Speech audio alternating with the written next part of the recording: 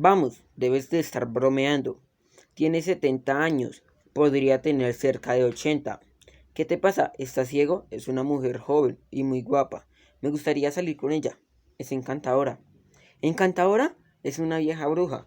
Los argumentos iban y venían, con los dos interlocutores seguros y firmes en sus posiciones. Todo esto ocurría a pesar de una muy importante ventaja con la que contaban los estudiantes. La mayoría de ellos conocían de antemano la posibilidad de que existiría otro punto de vista, algo que muchos otros nunca admitiríamos. Sin embargo, al principio solo unos pocos tratábamos realmente de ver la figura con otro marco de referencia. Después de un rato de discusión fútil, un alumno se acercó a la pantalla y señaló una línea del dibujo. Este es el collar de la joven, dijo. Otro respondió, no, esa es la boca de la anciana.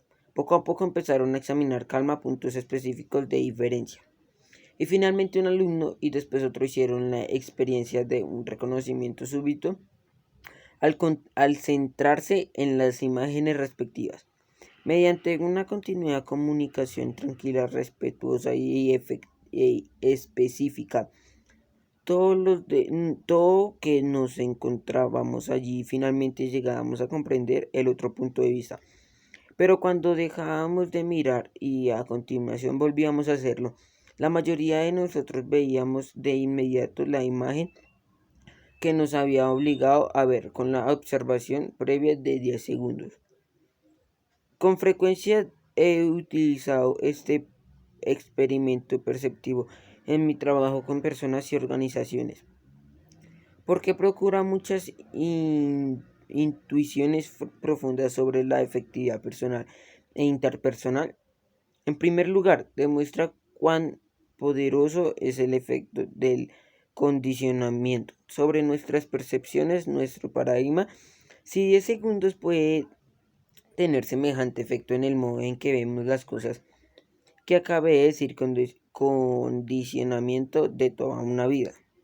Las influencias que obran en nuestras vidas, la familia, la escuela, la iglesia, el ambiente de trabajo, los amigos, los compañeros de trabajo y los paradigmas sociales corrientes, como por ejemplo la ética de la personalidad, tienen un efecto silencioso e inconsciente en nosotros y contribuyen a dar forma a nuestro marco de referencia, a nuestros paradigmas, a nuestros mapas.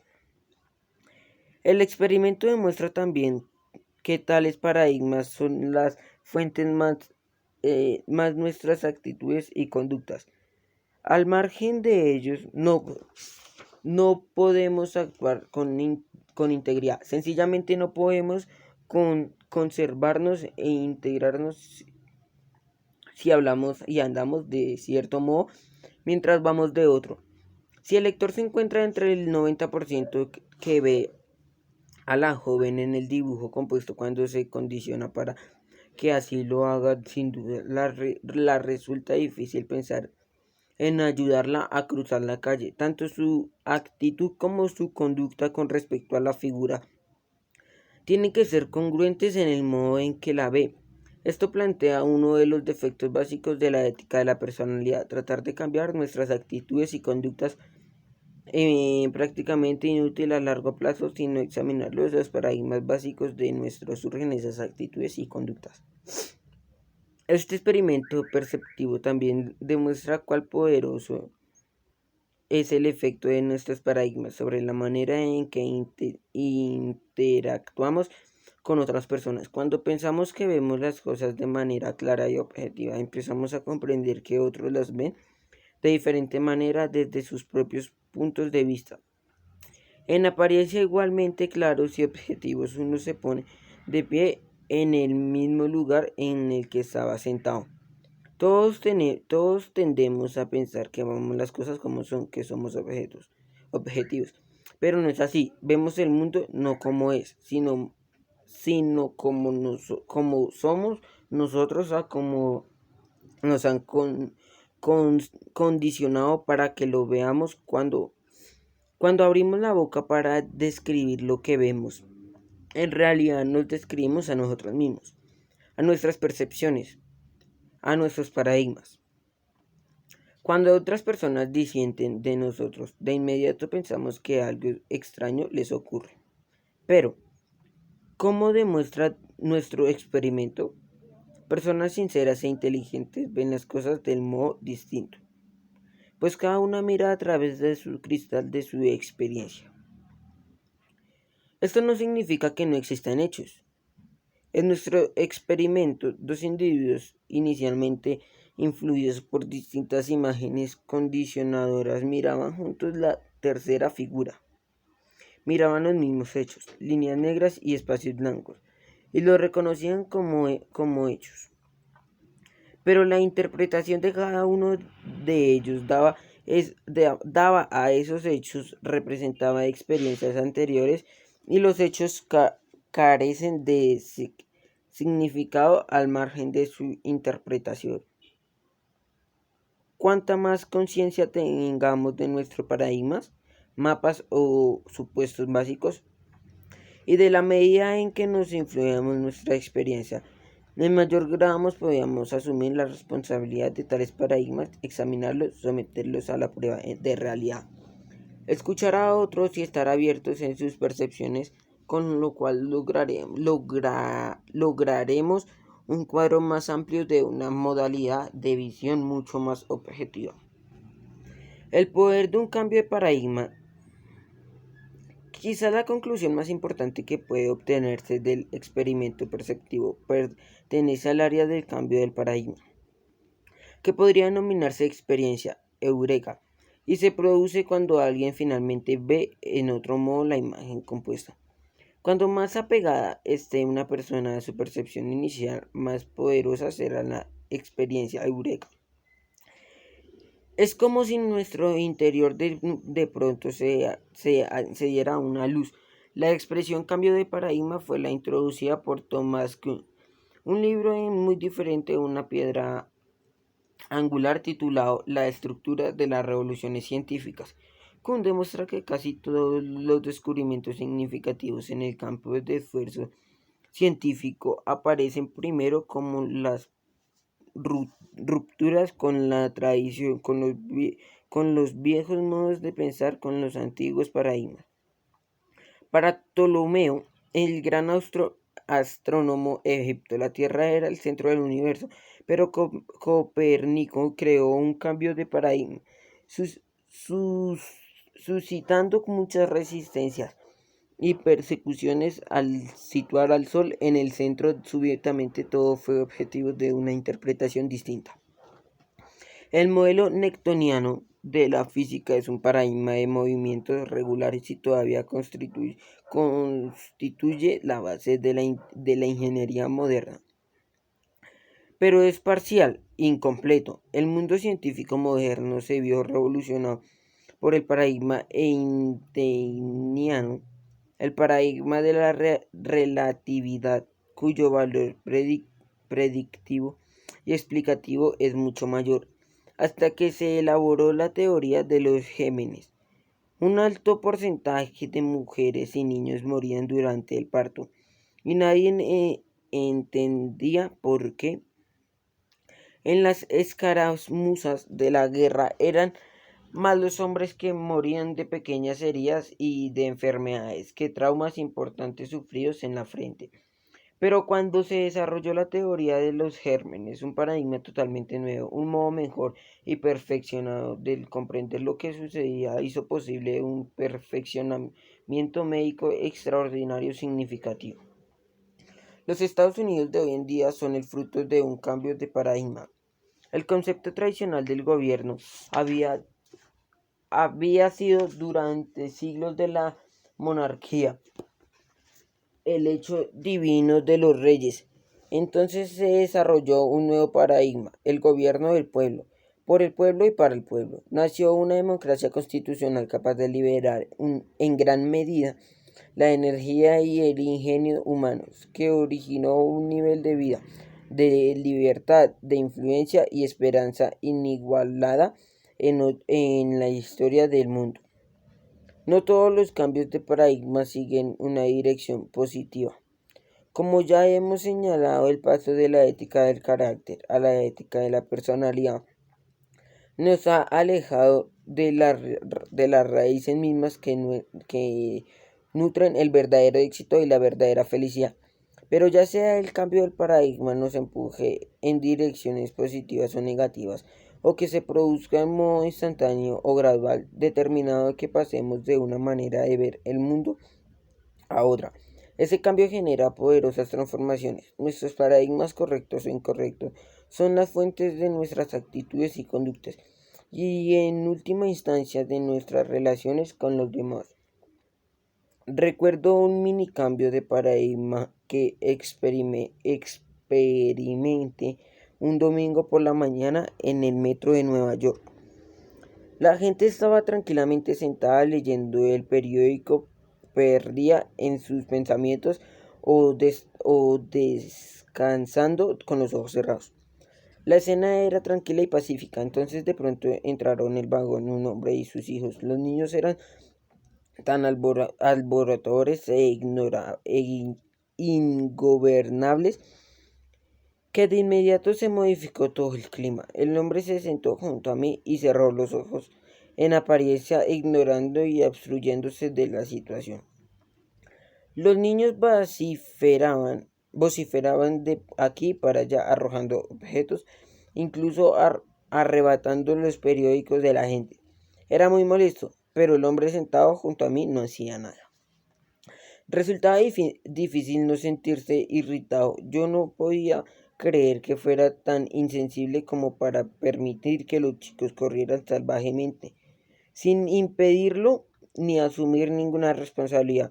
Se veía que las otras personas que estaban allí se sentaban igualmente irritadas, de modo que finalmente con lo que parecía una paciencia y contención inusuales, me volví a hacer, me volví hacia él y le dije: Señor, sus hijos están molestando a muchas personas.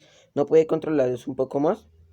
El hombre alzó los ojos como si entonces hubiera tomado conciencia de la situación y dijo con suavidad: Oh, tiene razón, supongo que yo tendré que hacer algo. Volvemos del hospital donde su madre ha muerto hace más o menos una hora. No sé qué pensar y supongo que tampoco ellos saben cómo reaccionar. ¿Puede el lector imaginar lo que sentí en ese momento?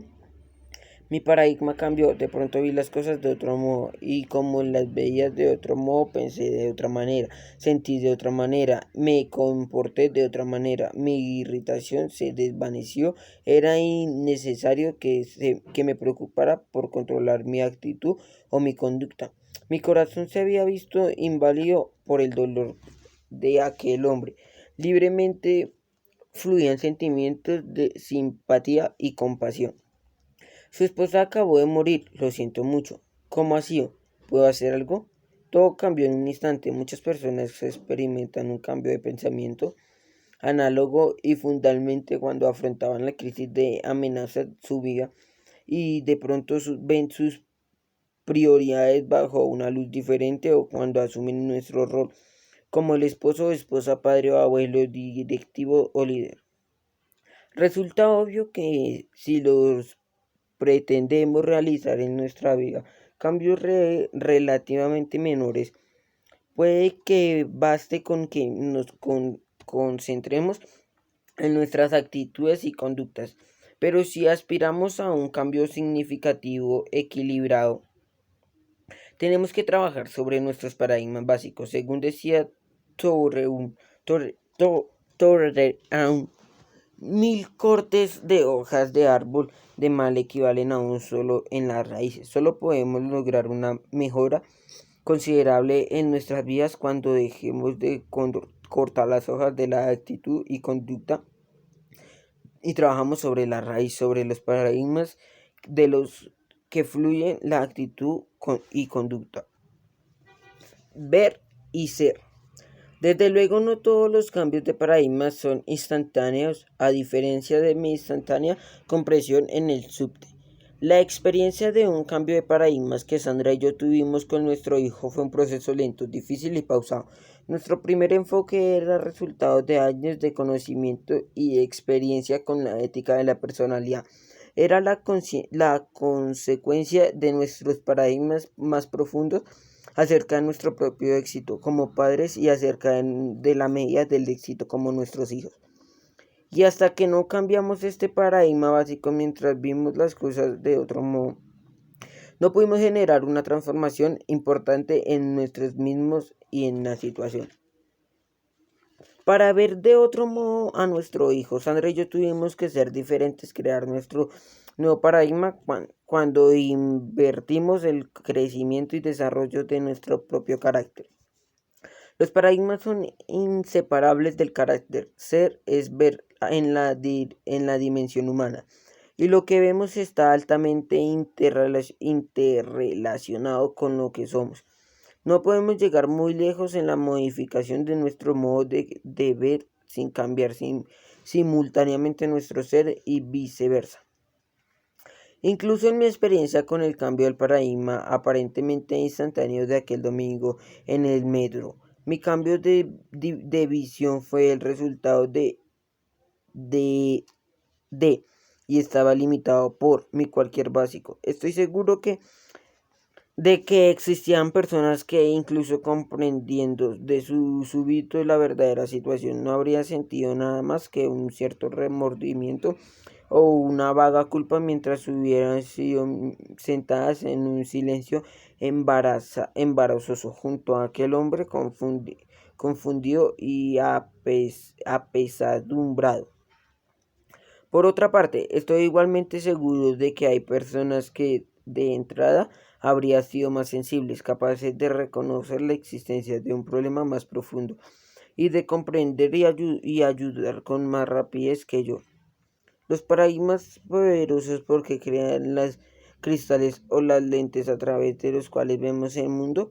El poder de un cambio de paradigma es el poder esencial de un poco cambio considerable, ya se trate de un poco instantáneo o lento y pausado. El paradigma basado en principios. La ética del carácter se basa en la idea fundamental que hay principios que gobiernan la efectividad humana, leyes naturales de la dimensión humana que son tan reales, tan considerantes y que indiscutiblemente están allí, como las leyes de gravitación universal en la dimensión física. Una idea de realidad de estos principios y de efectos puede captarse con otra experiencia de cambio de paradigma, tal como la narra Franklin Koch en el Proceedings, la revista del Instituto Naval. Dos acorazados asignados en la escuadra de entretenimiento habían estado de maniobras en el mar con tempestad durante varios días. Yo servía en el bloque insignia y estaba de guardia en el puente que caía la noche. La visibilidad era pobre. Había niebla, de modo en que el capitán permanecía sobre el puente supervisando todas las actividades. Poco después oscureciera el vigía que estaba en el extremo del puente informó: luz a estribor. Rumbo directo se desvía hacia Ropa, gritó el capitán. El vigía respondió: directo, capitán. Lo significaba que nuestro propio curso nos estaba conduciendo a nuestra colisión en aquel bosque. El capitán llamó al encargado de emitir señales. Envía este mensaje, estamos a punto de chocar. Aconsejamos cambiar 20 grados su rumbo. Llegó otra señal de respuesta. Aconsejamos que ustedes cuentan 20 grados su rumbo. El capitán dijo: contéstele, soy capitán, cambie su rumbo 20 grados. Soy marinero de segunda clase, nos respondieron. Mejor cambie su rumbo a 20 grados. El capitán estaba hecho una furia. Espeto. Contesté: soy un acorazado, cambié su rumbo 20 grados. La linterna del interlocutor envió su mensaje: yo soy un faro, cambiamos nuestro rumbo. El cambio del paradigma experimentó por el capitán y no por nosotros mientras leíamos el relato. ilumina la situación de modo totalmente distinto. Podemos ver una realidad que aparecía reemplazada por una percepción limitada. Una realidad tan imposible para nuestra vida cotidiana como lo era para el capitán de la niebla. Los principios son los faros, son leyes naturales que no se pueden quebrantar. Como se observó Cecil de Mille acerca de los principios contenidos en su monumental película. Los 10 mandamientos nosotros podemos quebrantar la ley. Solo podemos quebrantarnos a nosotros mismos y contra la ley. Quebrantando a nosotros mismos y contra la ley. Si bien los individuos se pueden considerar sus propias vidas e interacciones como paradigmas o mapas emergentes de sus experiencias y condicionamientos. Esos mapas no son el territorio, son una realidad subjetiva. Solo un intento de describir el territorio, la realidad adjetiva o el territorio en sí. Está compuesto por principios, faros que gobiernan el desarrollo y la felicidad humana. Leyes naturales entretejidas en la trama de todas las sociedades civilizadas a lo largo de la historia y que incluyen las raíces de toda una familia e institución que haya perdurado y prosperado. El grado de corteza con que nuestros mapas mentales describen el territorio no altera su experiencia. La realidad de tales principios o leyes naturales se vuelve objetiva para todo lo para que él examine y piense profundamente acerca de los ciclos de la historia social. Estos principios emergen a la superficie una y otra vez, y el grado en que miembros de una sociedad los reconocen y viven una armonía con ellos determina que avancen hacia su supervivencia y la estabilidad o hacia la desintegración y la destrucción. Ninguno de los principios ensañados de este libro corresponde a una doctrina o religión en particular, incluida la mía. Estos principios son parte de los principios de las principales religiones, así también de las filosofías sociales duraderas y de los sistemas éticos. Son evidentes por sí mismos y pueden ser comprobados fácilmente por cualquier persona. Es como si tales principios formaran parte de la conciencia y moral humanas. Parecen existir en todos los seres humanos, independientemente del condicionamiento social y de la lealtad a ellos, incluso aunque puedan verse sumergidos o adormecidos por tales condiciones y por la deslealtad.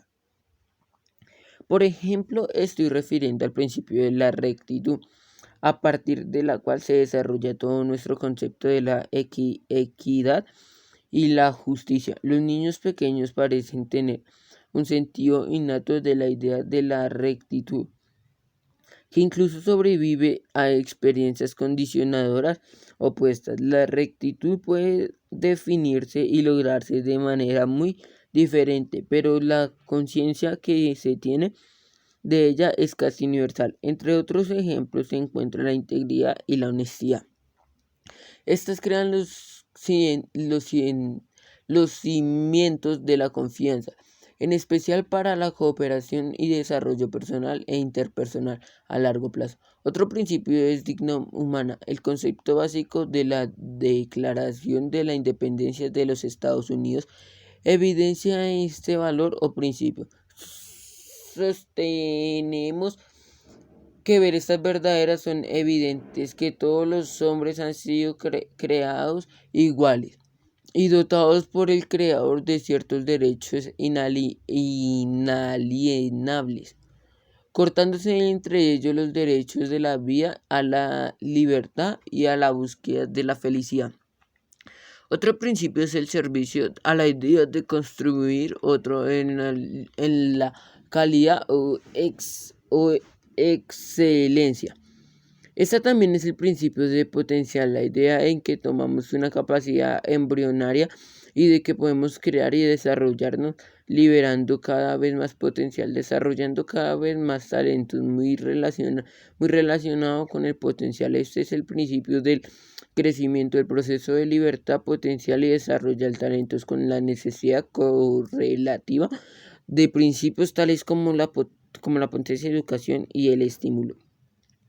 Los principios no son prácticas. Una práctica es una actividad o acción específica. Una práctica que da resultado en cierta circunstancia no necesariamente lo dará en otra. Como pueden atestigarlos los padres que han intentado educar a un segundo hijo exactamente como el primero. Los principios no son valores. Una pandilla de ladrones puede tener valores, pero violan los principios fundamentales de los que estamos hablando. Los principios son el territorio, los valores son mapas. Los mapas son mapas. Cuando valoramos los principios correctos, tenemos la verdad en un conocimiento de las cosas tal como son. Los principios son unas directrices para la conducta humana que han demostrado tener un valor duradero permanentemente, son fundamentales, son especialmente indiscutibles porque son evidentes porque sí mismos para captar rápidamente su naturaleza evidente. Basta con considerar el absurdo de tratar de vivir una vida efectiva basada en sus opuestos. Dudo de quien pueda seriamente considerar que la mala fe, el engaño, la bajeza, la inutilidad, la mediocridad o la degeneración sea una base sólida para la felicidad o el éxito duraderos, aunque se puede discutir en el modo en que vemos los principios, se definen, manifiestan o logran, parece haber una conciencia innata de su existencia. Cuando más estrechamente nuestros mapas o paradigmas concuerden con estos principios o leyes naturales, más exactos y funcionales serán.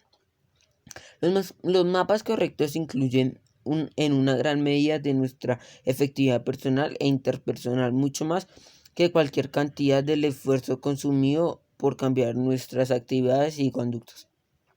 Principios del desarrollo y el cambio.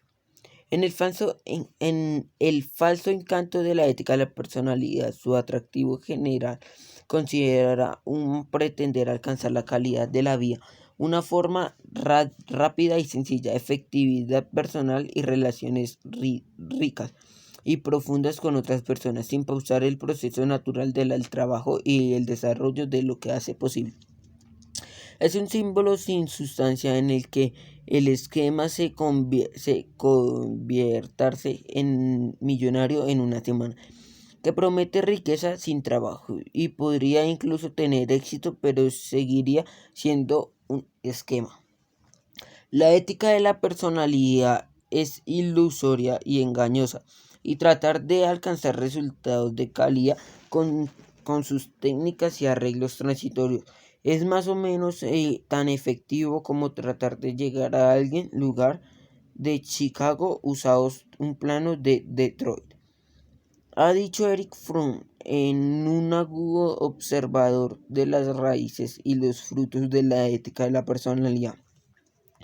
Hoy en día nos encontramos en un individuo que se comporta como un automata, que se conoce ni comprende a sí mismo y que a la única persona que conoces en la que supone que es él, cuya verborrea sin sentido ha reemplazado el lenguaje comunicativo, cuya sonrisa sintética ha reemplazado la risa auténtica.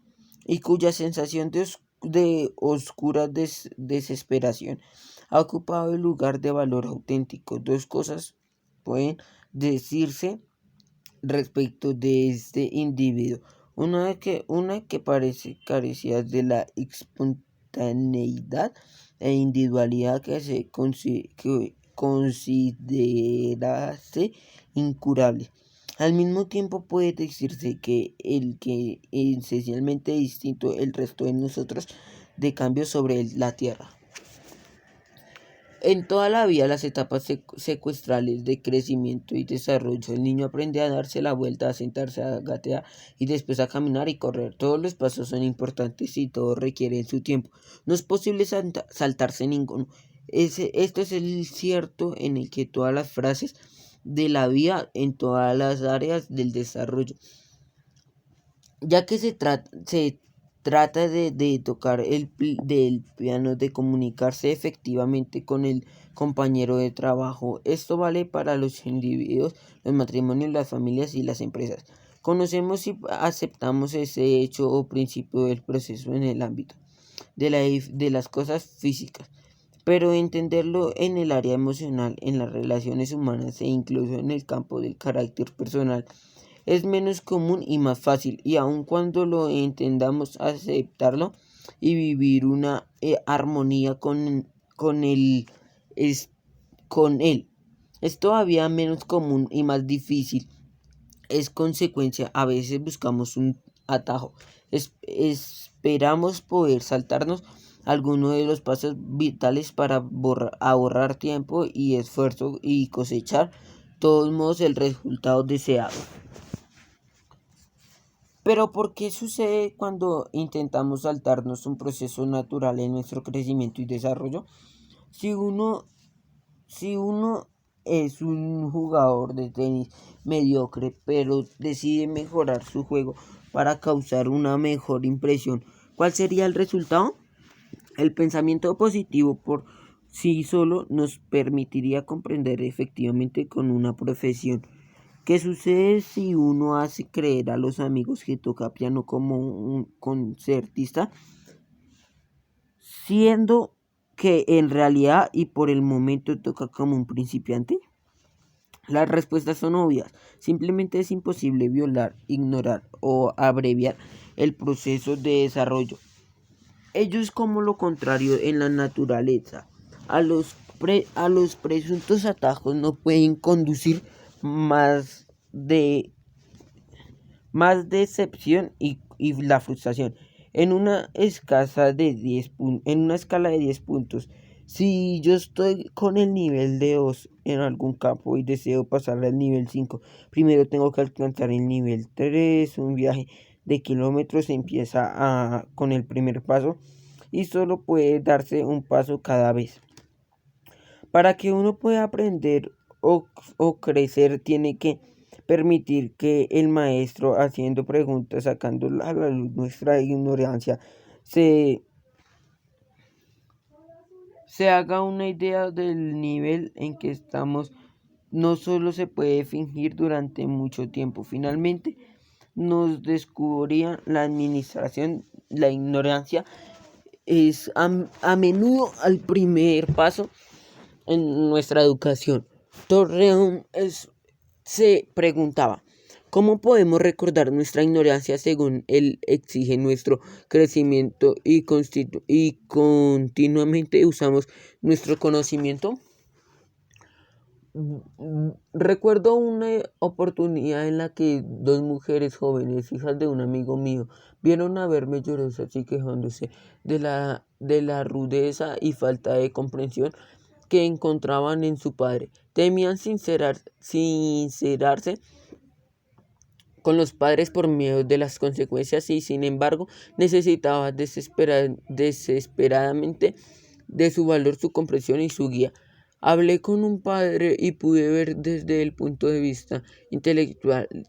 Tenía conciencia de lo que pasaba, pero si reconocía su mal carácter, se negaba a asumir la responsabilidad por un problema y aceptar honestamente el hecho de que su nivel Desarrollo emocional era bajo. Dar el primer paso hacia el cambio era más de lo que su orgullo podía reportar. Para relacionarnos efectivamente con su cónyuge, con nuestros hijos, amigos o compañeros de trabajo, debemos aprender a cuidarles del carácter totalmente desarrolladas, tales como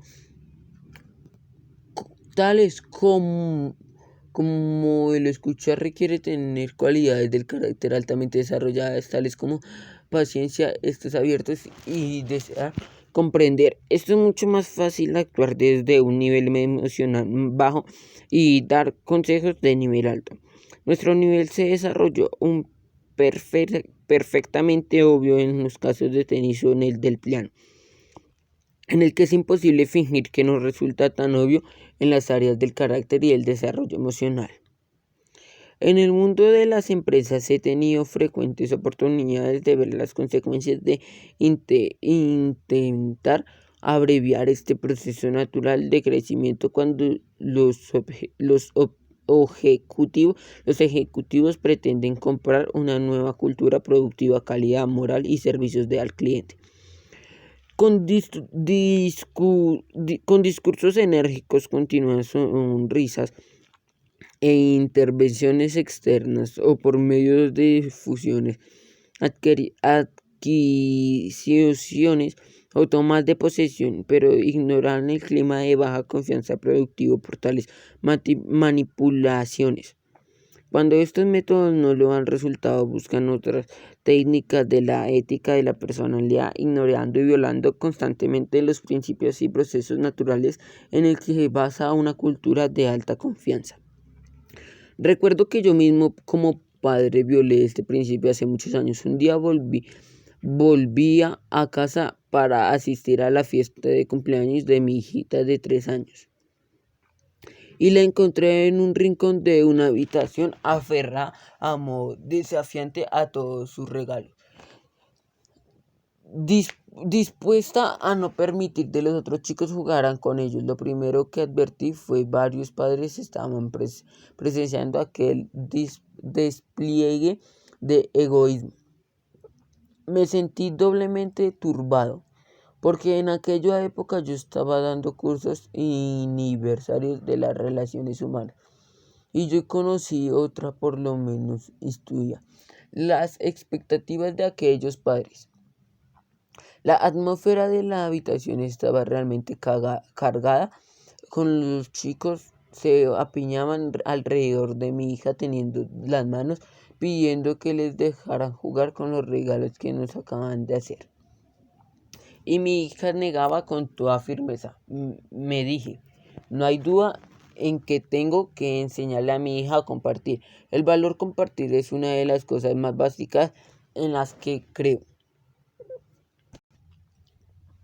De modo que empecé a efectué una simple petición. Linda, por favor, ¿no compartirías con tus amigos los juguetes que te han regalado? No, respondió ella de modo tajante.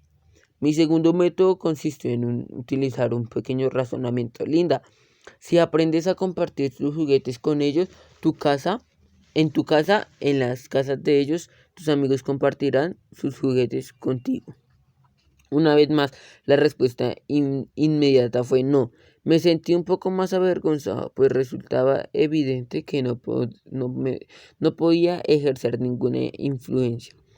El tercer método fue el soborno. Le dije suavemente, Linda, si los compartes tendrás una sorpresa especial. Te haré un chicle. No quiero chicle, me espetó ella. Me estaba exasperando. Para mi cuarto intentó recurrir el medio y la amenaza. Si no los prestas vas a tener problemas. No me importa, gritó. Estas son cosas mías, no las tengo que compartir. Finalmente apelé a la fuerza, tomé algunos de los juguetes y los entregué a los otros chicos. Toma chicos y juega, les dije. Pero es posible que mi hija necesitaba experimentar la posesión de esas cosas ante el poder de prestarlas. En realidad, si no empiezo por poseer algo, puedo realmente darlo. Ella necesitaba que yo como padre tuviera un nivel más alto de madurez emocional que permitiría esa experiencia. Pero a aquel momento importaba la opinión de aquellos padres tenían de mí en el crecimiento y desarrollo de mi hija, que nuestra relación empecé por pensar que yo estaba en lo cierto, ella debía compartir y ser equivocada al hacerlo. Tal vez impuso la propia escala. Yo me encontraba en un nivel inferior, yo no podía o no estaba dispuesto a brindar paciencia o comprensión, de modo en que esperaba que ella diera cosas para compensar la diferencia. Extraje fuerza de mi posición y autoridad y la obligué a hacer lo que yo quería que hiciera. Pero extraer fuerzas genera debilidad a quienes toman esa fuerza porque resulta la dependencia respecto a los factores externos para conseguir que las cosas se hagan. Genera habilidad en las personas obligadas a prestar su asentimiento, impidiendo el desarrollo del razonamiento independiente, el crecimiento y la disciplina interna. Y finalmente genera habilidad en la relación. El miedo reemplaza a la cooperación y las dos personas, particularmente en el intercambio, se volverán más arbitrarias y defensivas. ¿Qué ocurre cuando cambia o desaparece de una fuerza y conciencia en mayor tamaño o mayor fuerza física, en la persecución superior, en la autoridad, las creencias, los símbolos, estatus y en el aspecto personal o en los logros pasados? Si yo hubiera sido más maduro, habría confiado en mi fuerza intrínseca, en mi comprensión de lo que compartiría y crecimiento, en mi capacidad para amar y educar. Y le habría permitido a mi hija elegir con libertad lo que quisiera, compartir o no compartir. Tal vez después de tratar de razonar con ella podría haber desviado la atención de los chicos hacia un juego interesante, eliminando así toda aquella presión emocional volcada sobre la niña. He aprendido que después de experimentar una sustancia de posesión real, los niños comparten con naturalidad, libertad y espontaneidad. Según mi experiencia, hay momentos para señalar, momentos que no son para enseñar. Cuando las relaciones son tensas y el aire está cargando emocionalmente, el intento de enseñar percibe a menudo como una forma de justicia y rechazo. Se influye mucho más tomando a los niños a solas, con tranquilidad, cuando la relación es buena. Discutiendo con él la enseñanza o el valor, quizás la madurez emocional hubiera logrado que en aquel momento estaba más allá de mi nivel de paciencia y controlar interno. Es posible que la sensación de poder tenga la preceder a la sensación auténtica de compartir. Muchas personas me dan mecánicamente o niegan a dar compartir en sus matrimonios y familia. Tal vez hayan experimentado lo que significa poseerse a sí mismos, tener un sentimiento de la fidelidad y de la propia valía. En realidad es el crecimiento de nuestros niños puede aplicar que les brinde la suficiente paciencia como para que les sea posible experimentar una sensación de posesión y también que seamos lo bastante sabios como para enseñarles el valor de dar y además proporcionarles el ejemplo.